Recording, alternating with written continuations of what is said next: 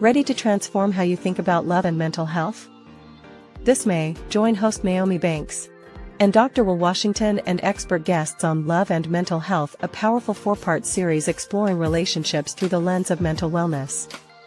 Every Thursday at 6 p.m. Pacific Standard Time on Ask Nyomi, Bridging the Gap. Do you have a story to share? Your experience matters. Email us at asknyomi@gmail.com and be part of the conversation that's changing lives.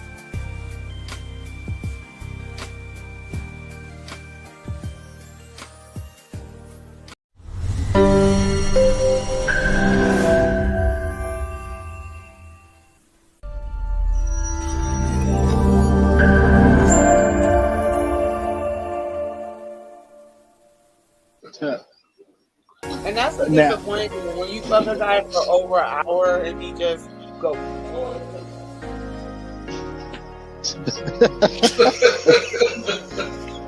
Did anybody recognize you from film in the industry? They did? Okay. Well, I just came in. You gotta do what you gotta do. You are such an advocate.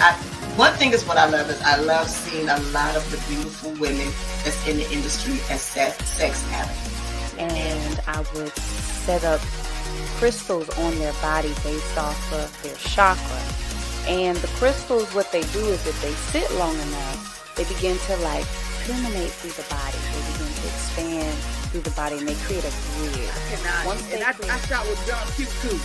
You know, John Q, you know, I'm the first big girl, but he did inside, you know, inside. Yeah. But I would, and I have given my last dime to people. I've given when I should have just watched. And it's not always about giving financially.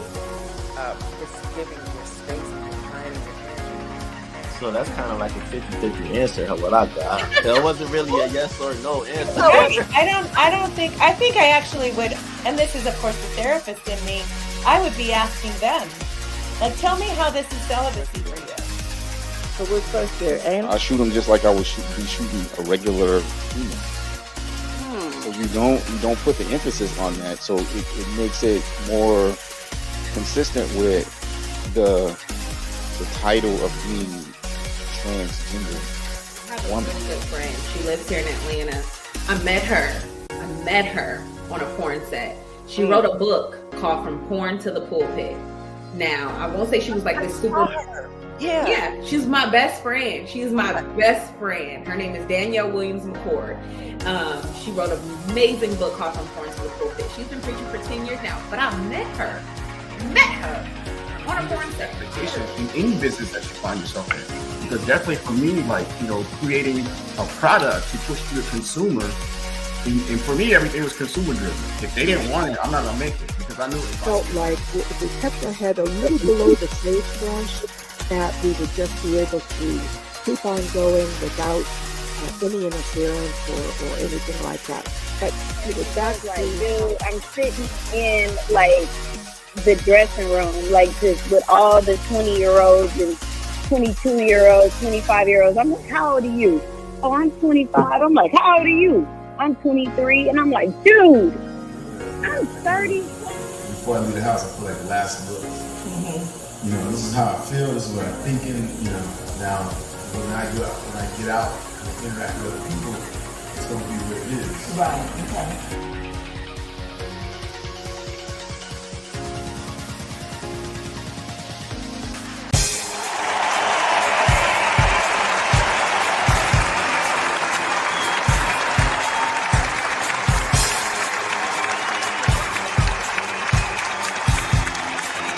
Welcome to a podcast like no other. Get ready for insightful conversations, diverse perspectives, and a touch of inspiration. This is Ask Nyomi, Bridging the Gap podcast. Join your host, the dynamic Nyomi Banks, as she delves into the heart of various topics with a refreshing blend of curiosity and wisdom. Each week, tune in as Nyomi is joined by special guests who bring their unique stories and expertise to the table. It's a journey of discovery, learning, and growth. And let's not forget about the one and only dog pound Mike, adding his flavor and flair to the mix. Together, they make a dynamic duo you won't want to miss.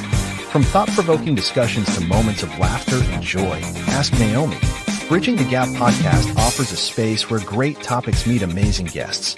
So, mark your calendars, set your reminders, and prepare to be entertained and enlightened. Join Nyomi Banks and Dog Pound Mike weekly for an unforgettable podcast experience. Get ready to bridge the gap, expand your horizons, and immerse yourself in the world of Ask Nyomi. Subscribe now and stay tuned for a podcast journey like no other.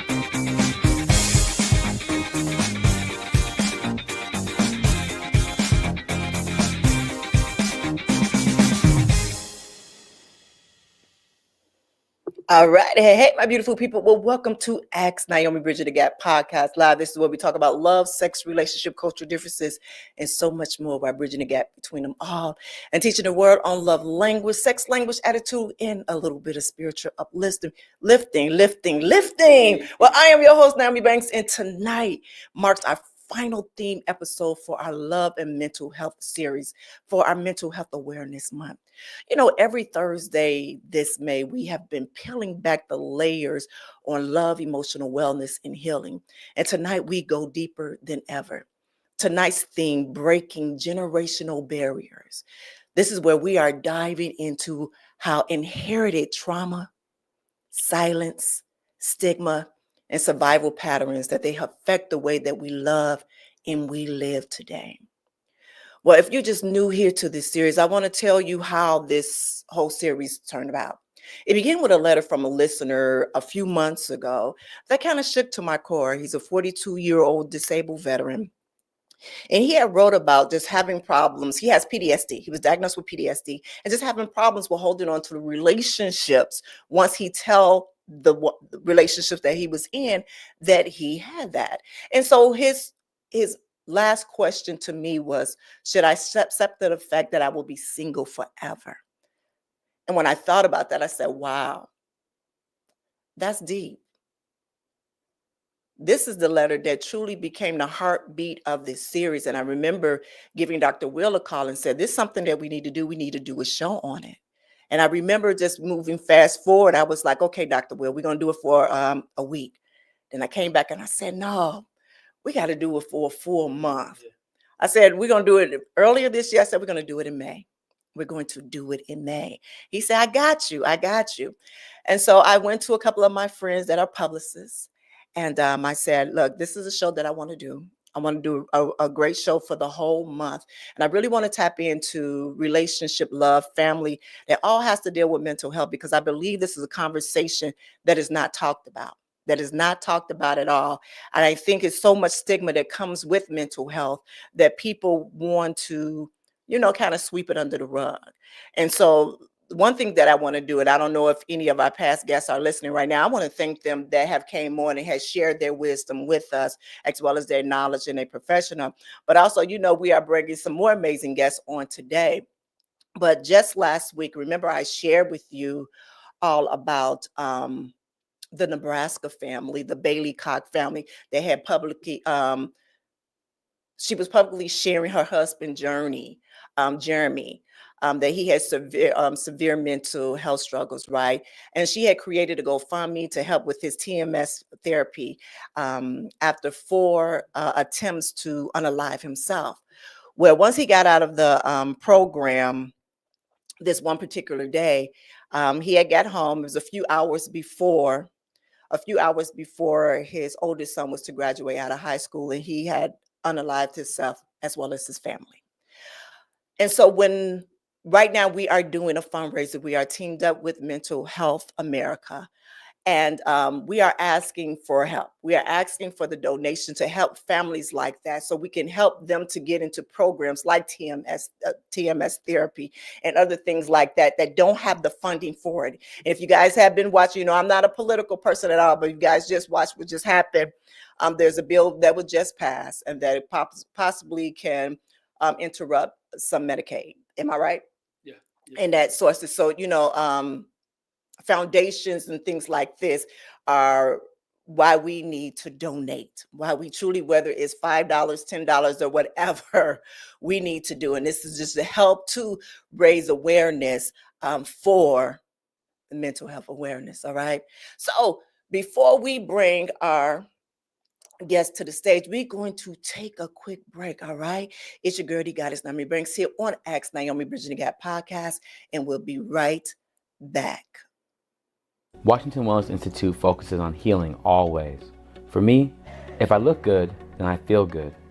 If I feel good, then I share the good. If I share the good, then I celebrate the good. If I celebrate the good, then I live the good. So I can be paid to be my greatest. But I have to learn the good to be the good. So, what does it take to be the greatest? It's as simple as a free 15-minute consultation. Be kind to yourself and heal always.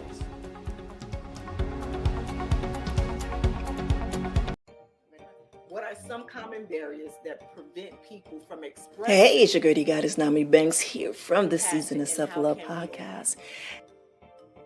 Yeah, I would say remorse. So, shame and guilt is a very dividing emotional. Now, these are one of the many amazing conversations that we have every day, Monday through Friday, right here on the Season of Self-Love podcast with myself, Nyomi Banks, as well as our resident therapist, Dr. Will Washington of Washington Wellness Institute. Come by. The reality of our relationships with people. Come by. And a lot of times we're afraid of how people look at us. And so that compassion can't enter. You can hit us on the So website, really the Season of Self-Love podcast.com. Let me ask you this. With the truth, is it... All right, my beautiful people, well, welcome back to Ask Nyomi Bridging the Gap podcast. I am your host, Nyomi Banks. I'm here with Dog Pound Mike. What's going on? What's happening? What's happening? All right, are you ready for this conversation? Yes, we're going to have a wonderful month with all the guests and all the information that was shared and everything we have learned. So this show this week should be just like the rest. I'm ready to get started with it. Right. And so before the break, I had mentioned about, making a donation. Make a donation to AskNyomi.com. 100% of all proceeds go to the mental health American wellness. Right. Yeah. Goes to that. Yes. Go to 100%. So I know you guys see me wearing these t-shirts right here. This is a part of our Mind and Heart program that we actually were going through Teespring. And I got a couple of emails, and I just want to be very honest with you all. We got a couple of emails from people who had actually purchased their t-shirts but have not received their t-shirts as of yet.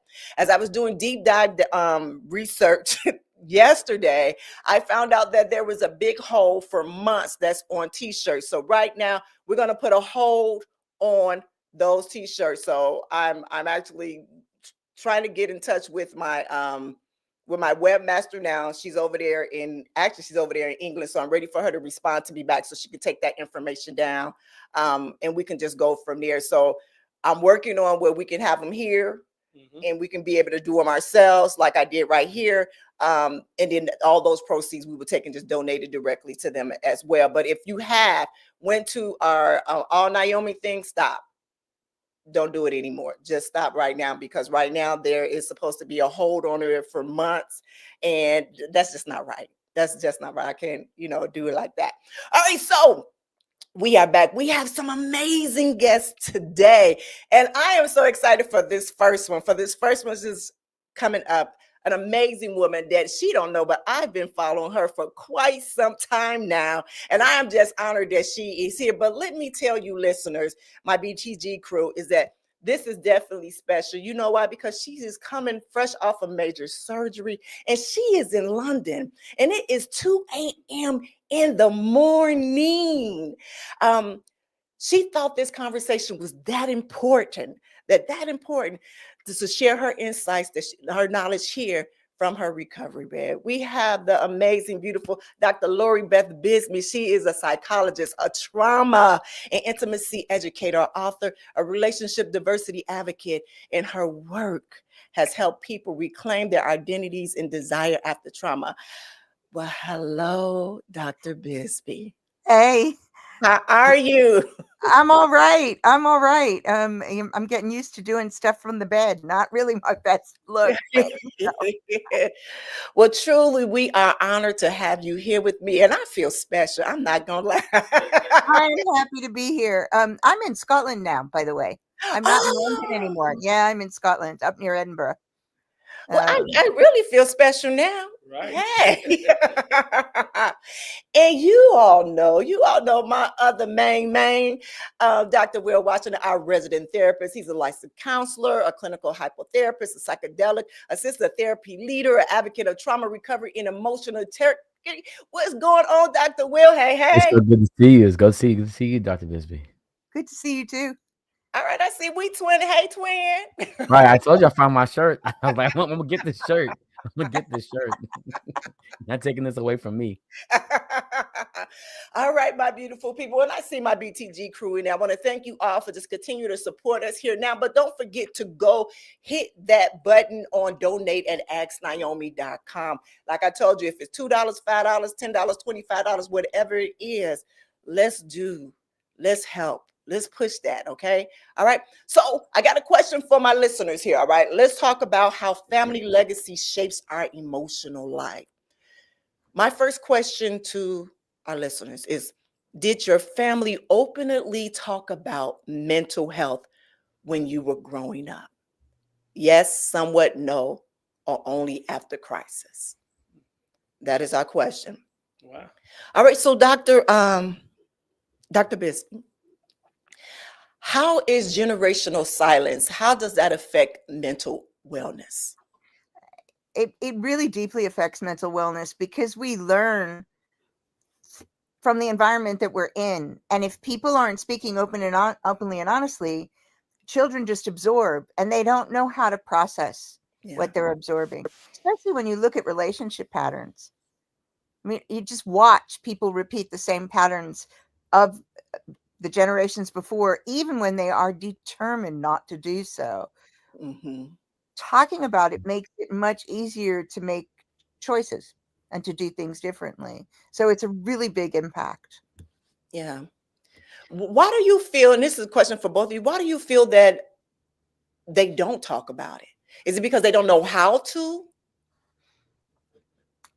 I mean, yeah, I think that's one thing. I think depending on your cultural background, there's lots of taboos. So I've been living in the UK for 34 years now. And people here don't talk about feelings as a rule. I mean, it's changing, but as a rule, you keep those things to yourself and you keep quiet. And so I've seen a lot of people with generational trauma passed down from World War II. Parents who had fought with parents who had lived through the Blitz, and grandparents who had lived through the Blitz, and grandparents who had fought. And nobody talked about the mental health issues that came up as a result of living through all of that. Dr. Will, did you want to add on to that? Yeah, I would say I focus on legacy burdens.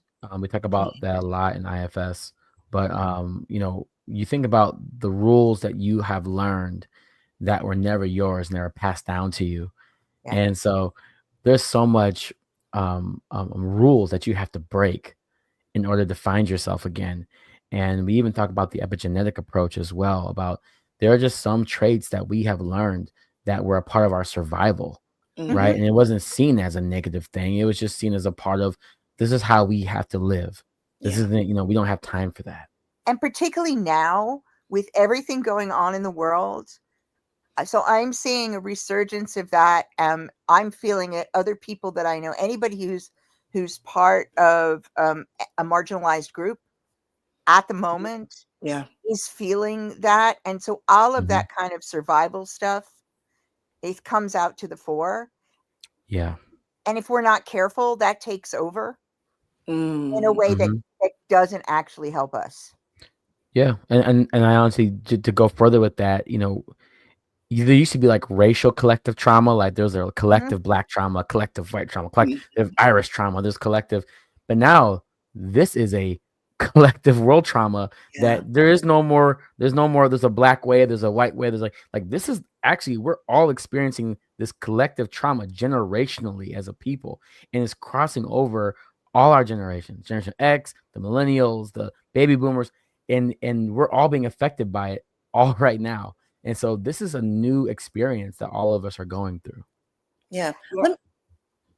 Let me ask you all this. I had a conversation with a guest from my other podcast, and we were talking about how COVID was more of kind of triggered a lot of, I mean, everything was going on with mental health, but it's kind of triggered to where it became so broad and so universal because the whole world was locked down for almost over a year, something that we thought would never happen. Do you think that could possibly be the why everything is so full and so intertwined now versus where you said, Dr. Will, where everything was more separate? I think that's part of it, but I actually think social media is really the reason that everything and I hate to say this. So I'm older, so people like, well, you're older, you know. Social media has done more ills than good, in my view.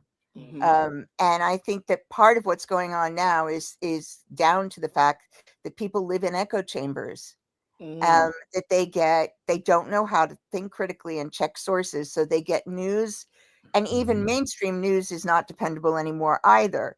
So they're getting their information in all these odd places. And then you add the generational trauma in, which is where we started this, the stuff that's been passed down from our families. You know, generational trauma includes its own set of biases and all of that. So you get all of that coming down. And I think that's why things have spread so much. I don't think COVID helped. I mean, I think being locked down for many people was unhelpful, but there actually a lot of people who have mental health issues found COVID and being locked down to be a relief. Right? People with serious anxiety were like, oh my God, I don't have to people. Thank you so much. And re-entry's been hard for them. Yeah, I agree. And honestly, my whole research was based upon the physicians during the pandemic. So my dissertation was on moral distress during the pandemic on physicians, and that's how I found out the cycle that we were all experiencing. But it wasn't just physicians; we were culturally, socially, and unfortunately, I agree with you. I believe that social media created this type of like not even a container. It was like a cage, right? Where we were window shopping trauma and not even realizing what was happening, you know, and I think now that this is open, we're realizing like, well, what do we do now with it? People still think we're done from COVID. We're actually now exiting, right? We're exiting the pandemic right now. I'm not even talking about resolving. Yeah. We're still living hours and times and expectations that we're still a part of the pandemic. And so we don't know what to do with it yet. I mean, it's interesting for me. I've got autoimmune disease, so I was one of those people who was very locked down during the initial, the first year. And when I started venturing out, I still mask in public always, and I get every booster that I can get and I've had COVID twice. Right. Wow. And because I go out and speak in large groups of people. That's the only time I do all of my client work via video, and the times that I'm with people, aside from some social stuff, which is vastly reduced since the pandemic, is when I'm giving speeches and talks. I got really, really ill. So I'm really careful to try to minimize that. And people are still traumatized. They don't know how to go out and socialize. They don't know how to move amongst groups of people anymore. It's actually pretty intense. And I don't know that anybody. I mean, I'm really that your research sounds really cool. I want to read that, by the way, please. Yeah, I got you. I'll send it to you. I got you. Yeah, please. But I don't think that people are talking about this enough. Yeah. No, they're not at all. They're not talking about the skills that people need in order to adjust to a new world. The amount of skills that have declined and deteriorated, right? Like there are no more assistants. There are no more workers and laborers in office fields. To get somebody to do secretarial work is not. It's a skill that's not there. Even service industry, that is a dying skill. It was always assumed because we were so socialized. Right. Now this is an actual skill that people are not actually creating anymore. Yeah. It's wild. Wow. Dr. Mike, did you have something to say? You know, you guys kind of answered. I mean, I heard a question. It was about the social media side of it too. But don't you guys think that with social media as well, that it gives everybody outlet to say something. It gives everybody outlet to put their comment on any issue. And some people look at some of these social media people got a lot of, they look at them as experts, and they just can say anything that they want to do. I think that adds more stress to the whole situation with I people. love you said that. I so agree. I cannot tell you how frustrating it is for somebody. I've been doing what I do for 38 years. I cannot tell you how frustrating it is for me to see somebody who's got no training and no experience spouting off to their 5 million followers stuff that I know is not only utter rubbish, but is dangerous rubbish. Completely. And It's so frustrating. It's so frustrating. there's no way to interact with that. You just keep speaking the truth and you keep speaking the truth and you hope that people hear you. Right. So, I mean, on the one hand, I think it's a relief for people to feel like they're heard so that anybody can say what they want to say. But on the other hand, you get a lot of misinformation, and people are keyboard warriors. They forget that there's humanity of the people that whose posts they're commenting on. Yeah. And the horrible things that people say, I mean, it's wild that people feel And they emboldened. seem to get away with it. Yeah. That's the Yeah. wild part. Yeah. And TikTok is notorious.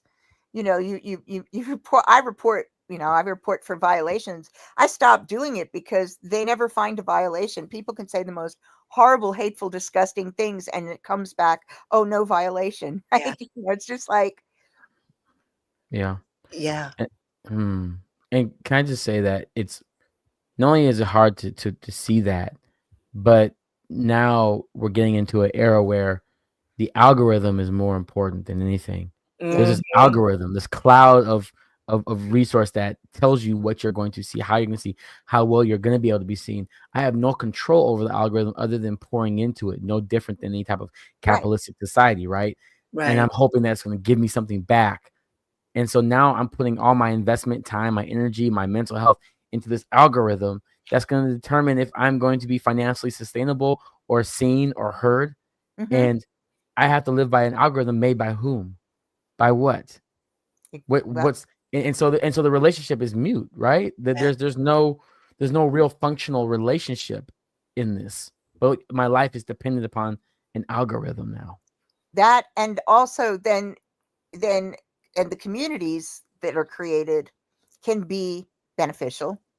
I mean, one of the things that's nice is for people to be able to see, particularly people suffering with more fringe mental health issues, or more fringe sexualities, or more fringe desires, to see that they're not alone, that there are other people like them is a positive.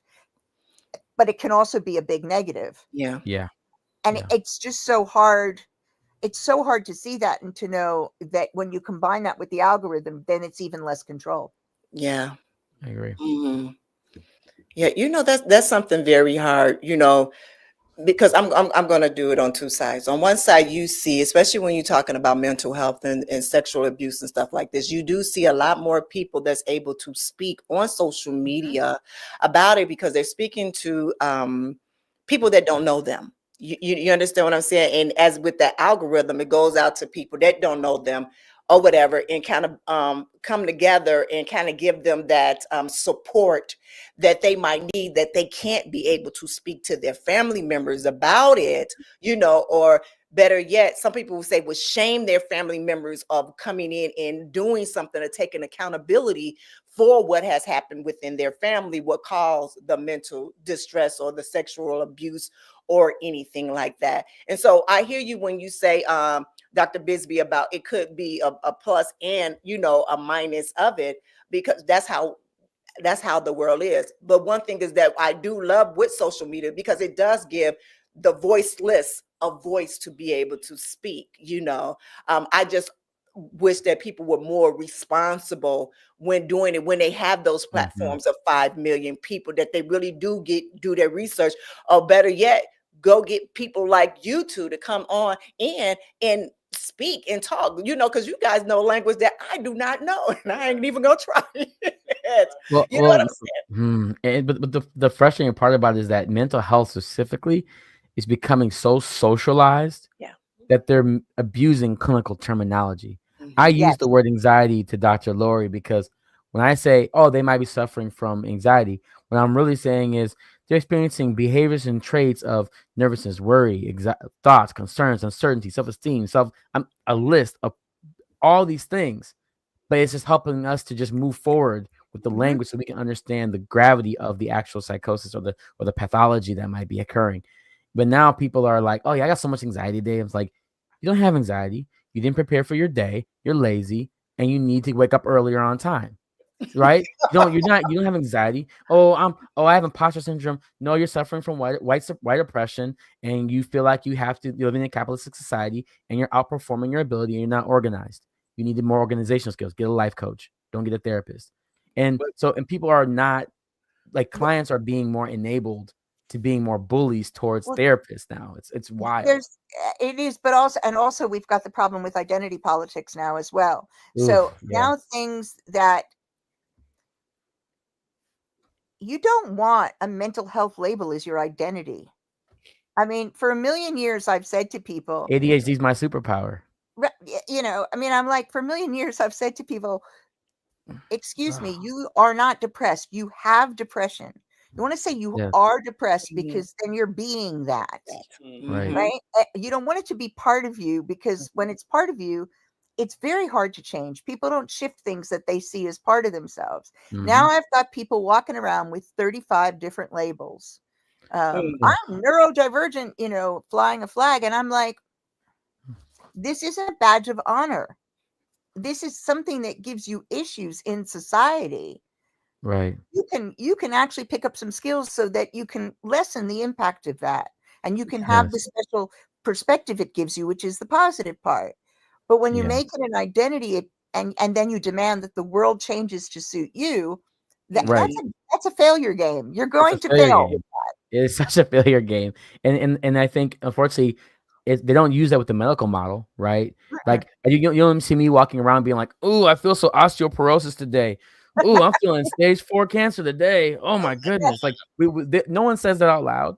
Nobody speaks that way. No one speaks these things. So why would you do that with mental health symptoms and expressions and diagnosis, right? It's just we're abusing these terms beyond our own knowing, and we're becoming these things that are not real. And that's hard. I love listening to people, and this is tongue in cheek. I do not. This is sarcasm. Watching the million relationship. Now there are some really good coaches out there, but I'm going to put coaches in air quotes. Or how about relationship influencers as opposed to coaches, right? Okay, I could go with that one. The million relationship influencers who are talking about narcissistic people. And they're a narcissist, and that one's a narcissist, and this one's a narcissist. I'm like, you don't even know what the term, because they're talking about it not in the vernacular. Like, you can say, hey, I know I'm being selfish. I'm being a bit narcissistic. That's an appropriate use, right? But they're doing it like in a diagnostic way. He was a narcissistic partner and whatever. They don't even know what it means. They don't know what it looks like. They don't know what actual narcissistic personality looks like. It's like, no, that's not helpful. It's not helpful to have 100 million people in your following calling their parents narcissistic and saying they're survivors of narcissistic abuse. And what does that make you? When people say they're a narcissist, my boyfriend's a narcissist, I go, then what were you? and they don't know because they've never understood. Like, for you to allow yourself to be a victim of a narcissist, you also are a part of that codependent cycle. So what are your behaviors and traits? What were you conforming to at the same time? We don't want to talk about emotional accountability. Right. Well, I'm not sure. So I'm often not sure that people have those skills, which takes you back to the original topic. And I think that's one of the real problems is that we don't teach kids what their emotions are. We don't give them feeling words, like real feeling words. Yeah. We don't teach them how to to manage their emotions. We don't teach them self-soothing skills a lot of the time in any kind of a formal way. So it's luck of the draw. Yeah. Depends on your family. Yeah. And there's loads of disordered families out there. And so the negative coping skills get passed down generation to generation to generation, which is, it actually wouldn't be that difficult to change that. That's one of the reasons why it frustrates me. I stand on a soapbox on this all the time. You know, I wrote a book, a self-help book for people who are survivors of gaslighting and trauma, which is just essential life skills, right? And it's just a little short book, just trying to teach things like reality testing and self-soothing and, you know, just basic skills that you need if you're going to manage your own emotions. Yeah. Yeah. And and people who have been traumatized over generations either shut down emotionally and they don't express, or they look to the rest of the world to manage their emotions. Yeah. They express without, like, they don't think they have the control to be able to calm themselves or to be able to manage things or to be able to change those. Well, I feel this way. It happened to me, and so that's what it is. It can't change. It can't change. Well, that happened, so that can't change. Yeah. Which is actually a true statement, right? Mm-hmm. You can't change the past, but you can actually process it so that it's not in the present anymore. You don't have to carry it into the present with you and on into the future. But it's these kinds of things, it's similar to the identity stuff. It's these things that shut down the ability to work through things and then isolate people in these really horrible, unpleasant mental states. I see Dog Pound Mike might be behind the boards doing his hand in the way. You had something to say? You know, something I want to ask all three of you a question, because all three have much more experience than me. I'm a little older, and I come from back in the day where you was just crazy. Now, mental health is an issue because a lot of celebrities that came out. You know, I know say they having mental health issues.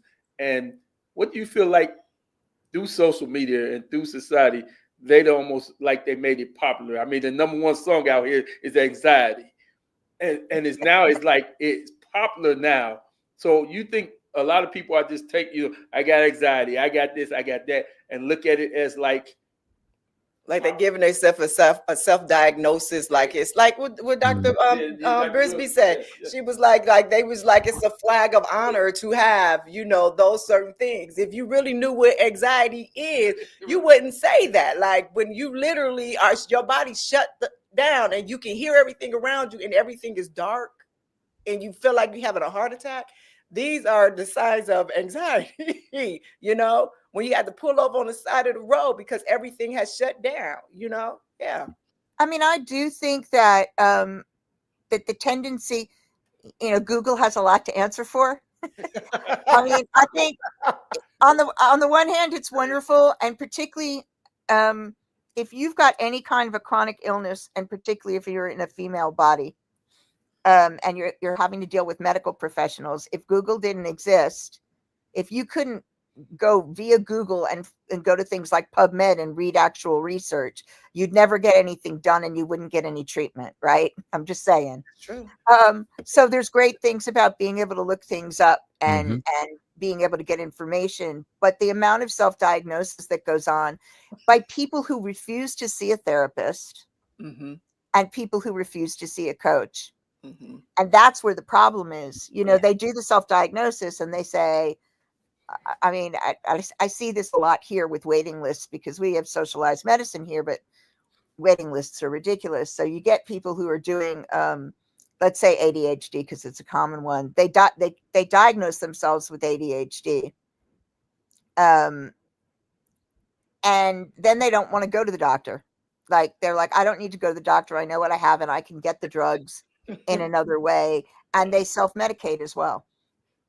So I do think that that it's because it's become more visible, people do more self-diagnosis.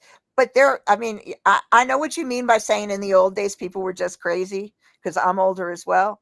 But there were always people and there were always diagnoses. There, you know, it just wasn't as known or talked about.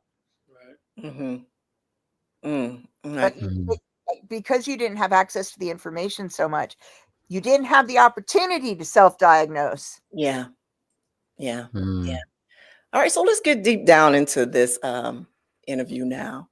You know, we're going to explore the intersection of inherited beliefs, trauma, and relationship dynamics. So I do have a question. How do unspoken family traumas shape love and vulnerability? I'm going to say it depends on the trauma. I mean, I think they always will shape the way that we relate. But particularly when they're family traumas that do have to do with sex and relationships, then they really intensely can shape the ability to trust and to be vulnerable. Mm. Mm. Mm-hmm. Dr. Will? Just do a brief exercise, right? So like close your eyes and I want you to think about this word I'm about to say. Family. Who shows up? Are they good? Are they bad? Are they yours? Are they blood?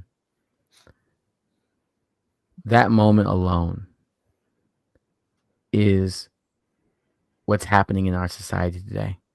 We understood who our family were back in the day. We understood family was very simple. We are so fragmented in so many ways now. So when you said that, you know, it depends on the trauma, yeah. And when I say family health is one of the 8 healing modalities that I create in my healing modality, it's not just about who your family is, about how your family got to this point. Right. And if you don't understand this narrative of how your family got to this point, you are just along the river of that, right? Yeah. Right? It's no longer a bloodstream; it's a river now. I mean, I always say to people, you can't break patterns until you can really see what the pattern is, and it's often not the obvious thing. Yeah. It's not the little packed story that you were given that was 3 sentences. Right. You know, or this, you know, oh, they've been telling this story in the family for years and years and years. There's usually a whole bunch of stuff that you don't know and you're not being told. And so you think the pattern is one thing. And it's not. And you will just keep repeating it until you understand exactly what got you there.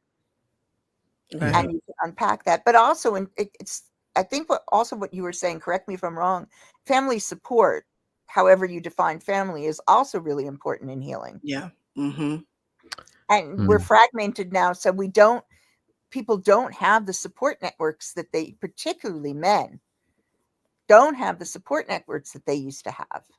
Yeah. Yeah. It's Facebook now, right? People have Facebook for family, right? Wow. And sometimes communities, right? You if you want to know what your uncles and all them are doing, they go on Facebook to check on your life. You don't call them anymore on Sundays. Yeah. You just make sure, okay, oh, they graduated. Okay, let me like that. Okay. Oh, someone posted someone in the casket. Oh man, that was a wild thing. I used to tell people, please stop posting dead people on Facebook. Please stop. That's a lot. It's I a was lot. like, It's a lot to hit we people got to with. stop doing that. Like, I don't want to know my cousin. Like, you need to call me for that. And so there's not even an etiquette anymore. Yeah. Oh right? yeah, no. There's no more etiquette. There's no online etiquette for even family and relation. So that's why that's a hard question, because family's so fragmented now. Yeah. Okay, so this will go to my next question, and you kind of said a little bit on Dr. Bisbey about how can breaking silence transform future generations? Breaking the silence. How can we do that? And I know you said sometimes people don't even know the full story of it. How can we break that? We need to learn to communicate. We need to learn to talk openly and honestly. And the only way you can do that is if you look at you first. Part of the reason that people are silent is that they don't even know themselves. They don't have the words. They don't have the language. I can't tell you the number of people, grown people in therapy, that I've ended up having to teach feeling words to. I remember one client who just stays with me and will stay with me till the day I leave this earth. who looked at me and said, I said, you know, what? I notice you don't use any words for feelings. What feelings do you think you experience? And she said, anger, laughter. That's all she had in her words. It was either funny or it was something that enraged her. That's all she had. You know, and there was a feeling wheel that we used to do with kids, because I did some teaching for a while. We used to do with kids with all different grades of feelings, all the different types of feelings. And you would Colors. teach kids, the colors, and you would teach kids about what this might be, what does this feel like to you? And you would give them loads of examples to try to get them emotionally literate. And I'm doing this with adults sometimes because the language isn't there. So it's first, I think you need to know what you're feeling, and you need to make connections in order to break a silence, in order to have a conversation, and then people need to be willing to be vulnerable. Yeah. You know, I'm glad that you say that. That's why one of the reasons why I talk about self-love so much, because I don't think people really understand the true meaning of what self-love is. It's an intimate relationship with yourself. It's knowing who you are, not what people say who you are, but really going deep down and knowing who you are. What are your values? What is that mark on your arm? You know, how did you get that? The scars that you have, how are you using those experiences as tools for your life right now in this moment and further on? That's something that I know I talk deeply about, and Dr. Will jumps right on with me over there on our podcast, The Season of Self-Love, because I think once we start to make it known, like self-love is a part of our foundation. That is where the core of everything happens. So we got to give them, like you said, the emotional words, the emotional intelligence of teaching them. I do this every day, Monday through Friday, till we take different series and break them down like peeling an onion. And we repeat and do things over and over and over again, because we're teaching them to unlearn. Yes. The emotions that you've been taught, or the things that you've been taught, so you can deep down and find out what's really you. Who are you? Who am I? What's the definition of Nyomi? What's the definition of Dr. Will Washington? What's the definition of Lori Bisbey? You know, what is your definition? What are your values? What are your adjectives? What are your emotions? You know what I'm saying? And so I think a lot of people don't see it that way. I love how you said the woman has said just anger and laughter. That's it. Only 2 words. What else? What is your whole, your spirit, your soul? Yeah. You know, anger has, you know, I can think of off the top of my head 15, 20 words for different types of anger that have different feelings that go with them. Yeah. And you know, in her family, nobody talked feelings. But when they were angry, they shouted. Sometimes they threw things. Sometimes people got hit. And when they were feeling good, they used to laugh. And that was all that she felt handed down to her. I want to add something though. I think when it comes to breaking the silence, there's 3 things that should be considered. One is normalizing the conversation. 2, holding the space for forgiveness. And then also reconnecting. A lot of times we don't defeat the stigma, or we don't want to break the silence because we're afraid of dismantling families. Right? We're just scared of what's going to happen to our family, what's going to happen to the people, what's going to happen on Thanksgiving now, or whether they're not going to be able to show anymore, or I'm going to be not trusted, you know, and there's a lot of fear around how to live after the noise comes. Right. And who's going to protect me when the noise comes, because they've seen that their mother or their father has also lived in the silence and grew up in the silence. So usually the parents aren't even ready for that. Yeah. Right? Yeah. Well, and that's one of the hard bits, I think, you know, is that, you know, it's all well and good for me to be talking to the person sitting in front of me, telling them to talk with their parents, but their parents may not be ready to talk. But I would encourage people, and this is from a personal place. I lost my mom this year, and I lost my dad in 2013. And I had the privilege of having 6 months before she died of knowing that she was terminal, and we had a very complicated relationship. So I purposefully made the time and effort Yeah.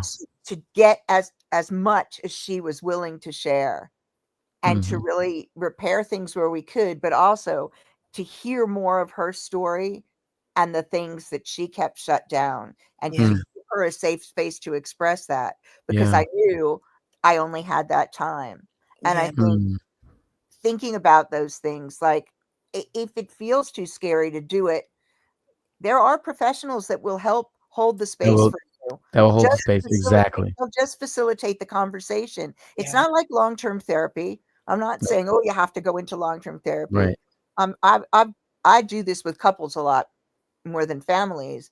A couple of sessions for difficult conversations, and literally that's all I'm doing is I'm going to hold the space and help make sure that each of you are able to express Mhm. yourself in the space, and then help you reconnect Yeah.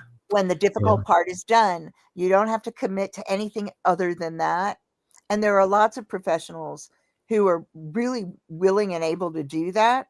But I think that most of the time when people think about therapists and coaches, they think about longer term things. Yeah. Hmm. Yeah, and I want to say that even when it comes to breaking the silence, even my mother, right? Like me and her like two peas in a pod. We're so close, and she opened up about all the trauma that she went through, right, during a marriage with my dad, and before he passed away, and before that, and hearing her trauma, hearing her tell her story, it helped me understand why she had so much anxiety and worriness, Mhm. right? Hmm. And it made me end up becoming very hyper vigilant. I didn't Yeah. know why I was, right? And so I didn't get her anxiety, but I got the hypervigilance, Yep. Yeah. right? And so it's amazing how what gets passed down to you may not be the same thing, but it'll be like the result of what that does, right? And so it seeing her tell her truth allowed me to live my own, and Yes. and and, and then she broke her silence, which forced me to have to. We call that secondary healing in my healing modality. Mhm. And so it was like watching her heal allowed me to see the capacity and capability of my own. And Yeah. so I think that was like a true unlocking in my life. Yeah. Yeah. I love that. That's something that I remember one of my old girlfriends. I remember having this conversation with her about her children and her talking with her children because she asked me, she said, "Did your girls know you did porn?" I said, "Yes, they do. I have to tell them who I am because who I am is a part of them." You understand what I'm saying? So I have to tell them what my Right. journey is so they can understand some of my ticks, because some of my ticks is going to be some of their ticks because just from experiencing seeing me do. So I want to make sure they know who I am and they know who they are through Absolutely. my experience, with that. And why I chose to do that, because I didn't know my mom fully. I didn't know my mom fully until my father passed away and she retired and she moved with me. Now I'm her caregiver as she's going through dementia. But I, like Dr. Will said, now I understand Yep. why all of that, what it is. And not only does it give me compassion, but also empathy for her. But then also I see some of my shit in her shit, so Yep. I now I understand more of the definition of who I am. So when we talk about you living in your authentic self and being that is a true part of breaking that generational silence, when you can be standing your truth. Because one thing is that I do and I know is that a lot of times we don't know. My We don't know. parents didn't know. My parents' parents didn't know. Then none of them know. But now that we know better, okay, now we can do better. Now we can, as you say, hold space and have it open to where, okay, my elder, let's talk about it. Why we like this? It's so funny because, like, I have a 23-year-old son, and well, not quite 23, next month. And I remember my mom was rather upset when she realized that he knew about my first husband, right? Like, it was a topic we talked about, and he knew about the trauma I went through in school, and he knew. And she was like, you didn't need to teach him that. You didn't need to give him that. And I was like, no, he needs to know who I am.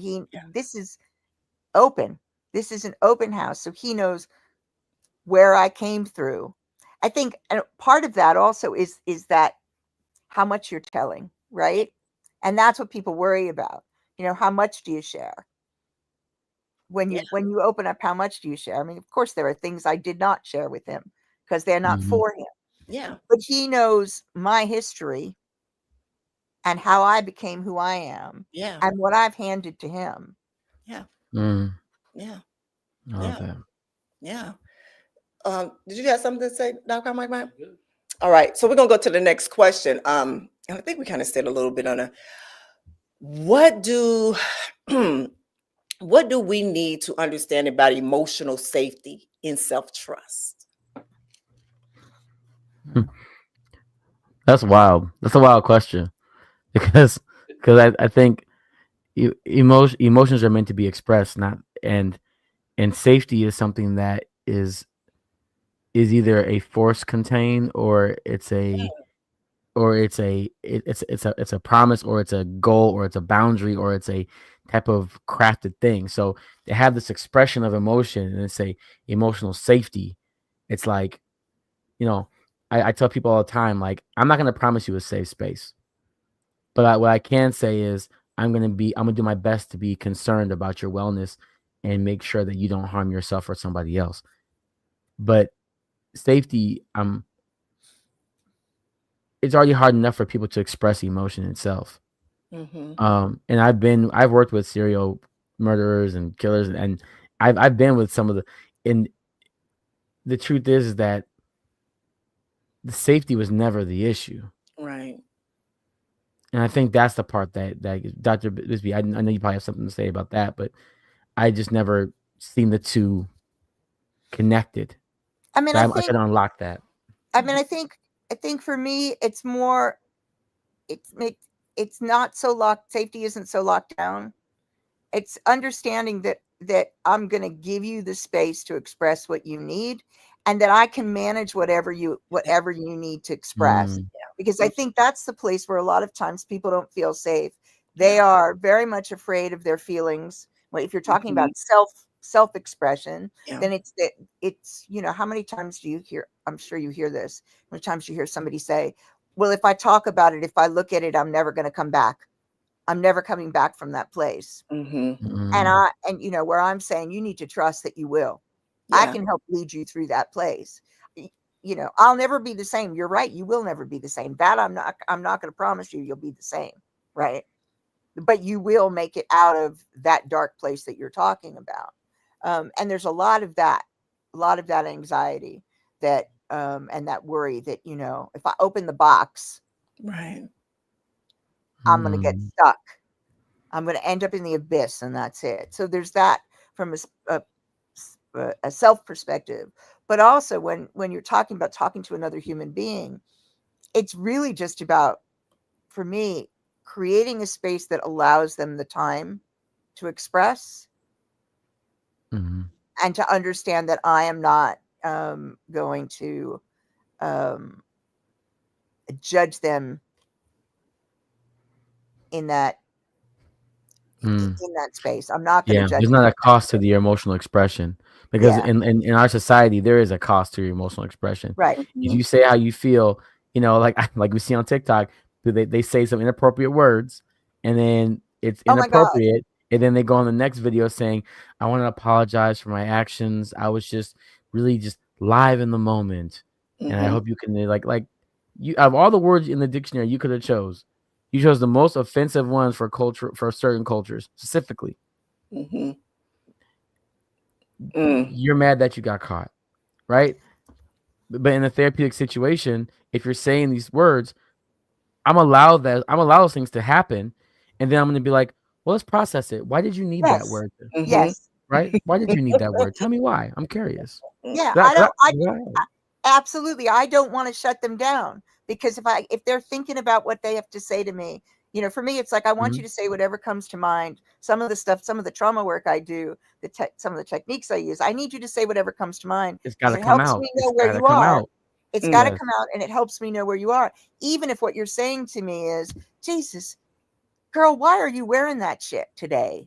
Or you look awful, or whatever it is. I don't care, because if you've got it in your head and you're not expressing it, right, you're thinking about that and you're not doing the work. So yeah, in that space, but I will later on, I might circle around and say, yeah, that was a really interesting word choice. Tell me what you think went into that. Where did that come from?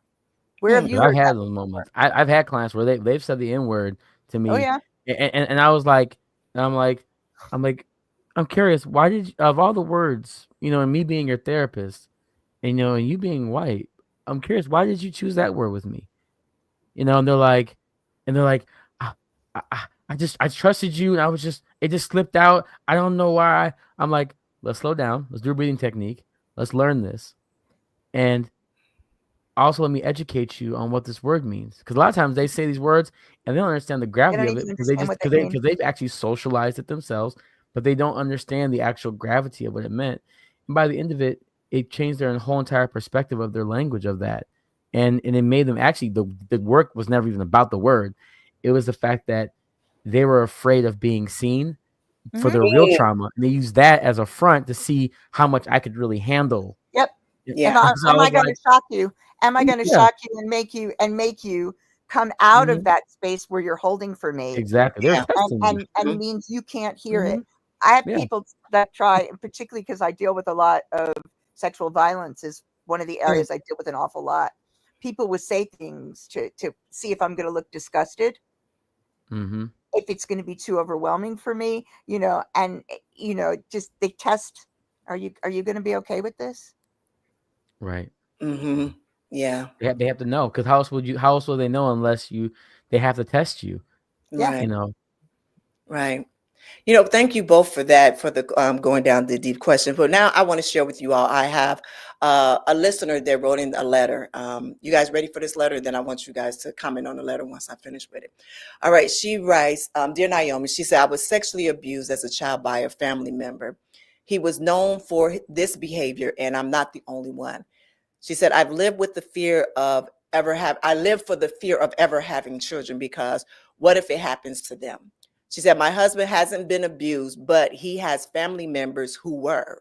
So some of them are still around and active in our lives. We both want children, but how do we protect our future child from a generational curse we both carry? Wow. Unfortunately, far too common. And this is where bringing it out in the open has to happen. Mm-hmm. Um, Mm. it may not be possible to confront the The abusers. abusers. It may not be possible. If it's possible, it's a good thing, but it may not be possible, or it may not be a good thing. Sometimes, depending on the family situation, it actually is going to cause more harm than good. But it needs to be talked about in the open, and they need to work on their trauma enough in order to know that they're going to be able to learn protection skills, because they won't have Mm. them inherently. Yeah. There will be missing protection skills as a result of the way they were raised. So they need Mm. to learn protection skills. Yeah. And that might include things like this person is never allowed alone with my children. And Mm-hmm. if the family says something, to be able to say, no, I'm sorry, this is a non-negotiable. We all know about this family pattern, so it's a Right. non-negotiable. And there Right. can be a lot of pressure, a ton of pressure, even when the whole family knows. Mm. That's Mm. heavy. That's difficult. Did you want to say something, Dr. Will? Yeah, I'll keep it very simple. Two things. So the first thing is normalizing the conversation Mm. about why. Hey, we don't mind them being around our family, but we don't want them to be around individually, because this is what happened. We're Yep. okay. We're fine. We move, right. And then the second thing is also checking yourself as a parent, because you might actually end up giving what you believe your child needs versus what the child actually really wants, right? So like a lot of times parents will overstep how their children need to be safe so much, where In they actually don't give them the actual reality. Like the kid doesn't know anything, the kid is completely innocent, but then now they just see you being harsh about every single thing. You're Mm-hmm. like, what is going on? And so sometimes, instead of actually having to be so helicopter, it's actually just putting them in the environment that they can thrive in, rather than the container that you're trying to protect them from. And sometimes we sometimes as parents will put so much of a protection that we actually disable or enable other behaviors and traits that could have been actually promising for the child itself. But I once mean, again, normalize it. I mean, I think, yeah, you normalize it by in part by talking about it, but also, sometimes you don't be around certain people, so you can allow the child to thrive. So you're not having to be protective over them. So, like, while this is a risk, we're not going to be around you, and here's why. And Because the truth is, it's not just about that family member. That could be anybody. That could be the babysitter. That could be the teacher. That could be another student. And it's typically students or kids your age. Yep. Typically, right? So so my thing is like, are you educating about proper body technique? Are you creating the language? Because the truth is that it's not going to be. I bet you it's not going to be him again, or them again. It's going to be someone younger, or it'll be someone easier access, or someone in the school, or it's too common, like you said. It's just too common. And you're right. Like, are you giving them the language they need? Are you giving them the self-love and respect for their own bodies so that they learn how to say no? Yeah. And they feel comfortable going up to somebody for help, and they know how to assess who they can go to for help. So then you can allow them to be kids. Because a lot of the time, unlike when I was a kid, where we kind of were left to our own devices a lot of the time, kids are really managed, and as you were saying, that doesn't really help. Doesn't help. Yeah. And it also doesn't prevent them. It doesn't prevent them having the experience either. Right. Exactly. They always find you will never be too good of a parent. Right. You'll never be enough. Right. They're going to have to live and experience on their own. You're not going to protect them from everything. And that's the hard part to accept. Yeah. Well, thank you both for answering that. And if the young lady that wrote in, if you are listening right now, first of all, I want to thank you just being courageous just to write us in and just sharing that part of the story with us. But also, I think maybe you and your husband probably need to just go to counseling, either a life coach or a therapist, to actually help give you the skills to the very thing that Dr. Bisbey was talking about, to kind of help you along the way so you can make that right choice for that. Because one thing we don't want to do, we don't want to bring a child into where we are feeling of anxiety, excuse my language, because I'm saying anxiety and stress and pressure that we bring to the child. Because I know for me, as I've had 3 pregnancies, and each one of my pregnancies, my babies like festered in my fear and my anxiety. So that's a very important thing. That's one thing that, and I'm gonna talk to you later about that, Dr. Will, that I think that's something that parents do need to have, especially first time people that are expecting, that it needs to be a course or a seminar or something so they can help nourish that child while it's in the womb, where they can understand what all of that means and what all of that is. So by the time that baby is born, that is something just new. We have a whole new language of what our, dynamic as a family is. So that means you yourself as a mother or as a father, you go in and you get that help for yourself as well. You know what I'm saying? So you can find out what your foundation is on what it is, and you come together and you have this beautiful individual that now you have brought into the world that's ready for whatever. It's also particularly important because biochemically, if you're stressed the whole time, that's what the baby is getting. Yeah. And there's a good research about what that sets people up for. Yeah. So it's, if you can lower the stress, if there's ways of doing that and taking care of that, you set the baby up for a better physiological situation. Yeah. Well, my beautiful people, we have come to the close of our show today. I want to tell you, my listeners, first of all, I want to thank you, listeners, I see you guys in the comments right here and over there. And I thank you so much for just being a part of this series. Myself, Dr. Will, and Dog Pound Mike, we will be back next week, just doing a nice little recap of all the 4 weeks. And Dr. Lori, thank you so much for coming in and just sharing your wisdom with us and everything. You just put the cherry on the top, the cherry on the top for everything that we have been just talking about this past month. It's been an amazing month. This is the first one that we're doing, and we're doing it again next year, right, Dr. Will? Oh yeah, we are. I'm already thinking about the next shirt I'm trying to get.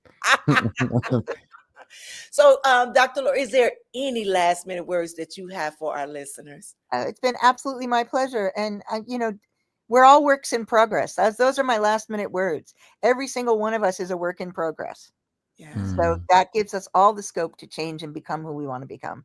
Yes. Beautiful. Thank you. And Dr. Will. Be kind to yourself and heal always. All right. All right, my beautiful people. Well, as I said, next week, myself, Dr. Will, and Dr. Mike, we're back with recap. But also, we are going to have the lines open. I know we didn't do the lines today open for right now, but next week we will have the lines open for any questions that you have for us with this. We closing it out. We close it out this topic. But I also want you guys to remember that we have teamed up with Mental Health America. You can go to asknyomi.com and donate. As I said, it can be $5, $10, $20, $25. Let them know that the BTG crew over here at Ask Naomi that we do care. That we do care. All right. Just get y'all questions together for next week. Get y'all questions together for next week. So until then, I want you to protect your peace. Break the cycle and love with intention. You all have an amazing, amazing weekend. Hey, Dr. Mike. Yep. You got any last words? We'll see y'all next week for the last series. All right, there we go. All right, you guys have an amazing, amazing weekend. Have a good one.